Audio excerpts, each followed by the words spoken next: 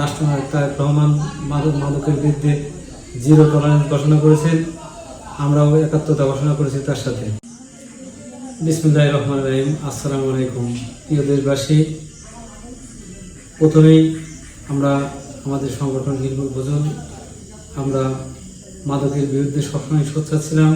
আপনারা জানেন বর্তমান সফল প্রধানমন্ত্রী রাষ্ট্রনায়ক তারেক রহমান মাদকের বিরুদ্ধে জিরো টলারেন্স ঘোষণা করেছেন। আমরাও একাত্মতা ঘোষণা করেছি তার সাথে। কিছুদিন আগে এক মাদক ব্যবসায়ী ধরা পড়েছেন, মধুখালী থানা হেফাজতে আছেন এবং আমরা এভাবে ইউনিয়নের প্রতিটি এলাকায় যারা মাদক সেবন করে, মাদক বিক্রয় করে এবং মাদক আনা নেওয়া করে, আমরা প্রশাসনের কাছে দৃষ্টি আকর্ষণ করছি খুব দ্রুত এদেরকে যেভাবে পারেন এদেরকে প্রতিহত করুন।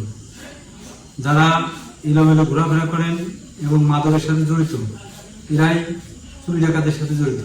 মাদকের অর্থ যোগান দেয়, রাতের গরু এবং ভ্যান, অটো রিক্সা এগুলো চুরি করে এরা মাদকের অর্থ যোগান পায়। আমরা আমাদের হিলফুল ভোজন সংগঠন থেকে বারবার আমরা এই মাদকের বিরুদ্ধে অবস্থান নিয়েছি। এবারও এই মাদকের বিরুদ্ধে অবস্থান নিলাম। যদি কোনো সদস্য আমার গ্রামের বা আমার আশেপাশে যদি কেউ এই মাদকের সাথে সম্পৃক্ত থাকে, তাহলে খুব দ্রুতই তারা এই মাদক থেকে বেরিয়ে আসবে, নইলে আমরা কিন্তু তাদেরকে প্রশাসনের হাতে তুলে দিতে বাধ্য হব।